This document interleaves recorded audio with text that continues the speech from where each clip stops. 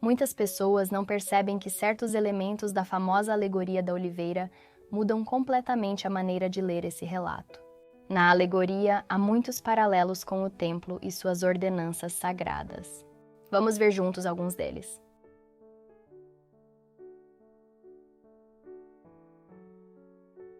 Essa parábola, embora tenha sido registrada por Jacó, filho de Leí, foi originalmente proferida por um profeta chamado Zenos.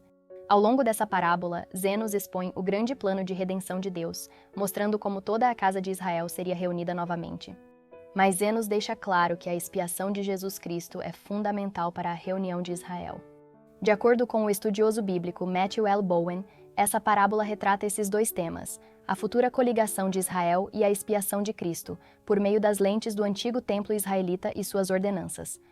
O templo é o lugar para a extensão gradual e completa das bênçãos da expiação perfeita que o Salvador realizou por meio do derramamento de seu próprio sangue. Além disso, David Rolfe Seeley e John W. Welch observaram que Jacó provavelmente proferiu o sermão relatado em Jacó 4-6 no templo da cidade de Nefe. Bowen observa que a alegoria de Zenos apresenta muitas palavras, temas e conceitos do templo, que ensinam sobre a obra e o plano de salvação do Senhor, todos enraizados no desejo final do Senhor de restaurar seu povo à sua presença amorosa. Os temas relacionados ao templo podem ser apreciados desde o início, mesmo na introdução de Jacó à alegoria. Depois de discutir como um fundamento rejeitado se tornaria a pedra angular, Jacó perguntou, com base no Salmo 118, 22, como aqueles que rejeitaram essa pedra angular poderiam construir sobre ela para que venha a ser sua pedra de esquina?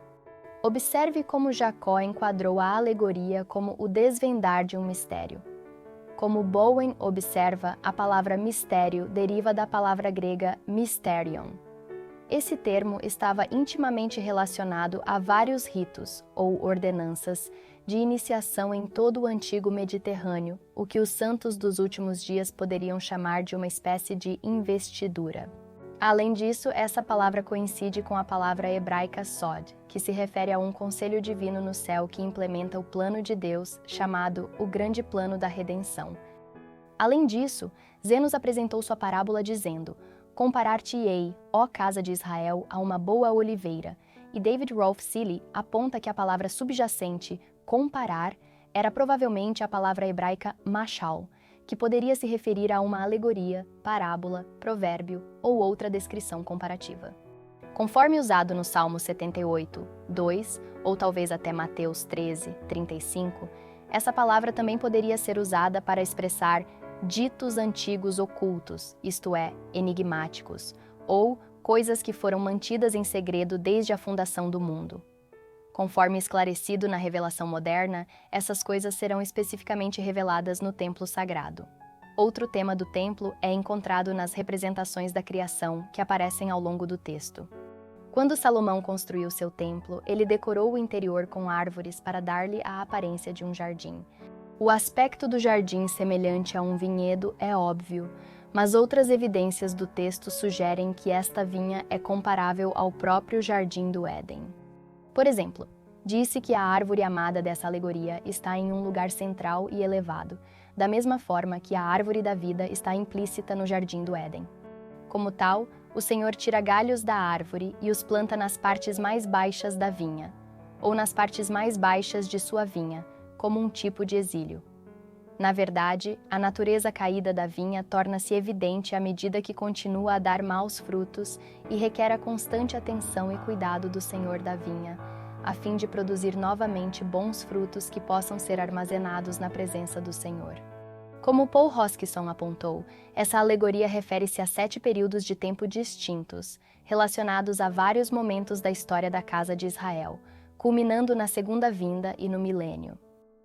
Isso seguiu o que só poderia ser descrito como a grande apostasia, ou o grande dia do poder de Satanás, ou pelo menos a altura de seu poder, uma vez que nenhuma árvore poderia dar bons frutos em qualquer lugar da vinha, e medidas drásticas eram necessárias para garantir que as árvores não fossem perdidas para sempre.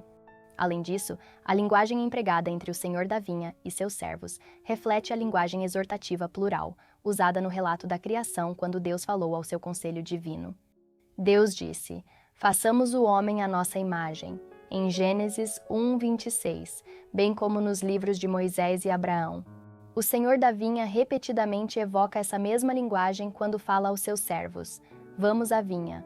Finalmente, no final da alegoria, o Senhor da vinha chamou seus servos e disse-lhes: benditos sois vós, pois por terdes sido diligentes ao trabalhar comigo na minha vinha, eis que vos regozijareis comigo por causa do fruto de minha vinha.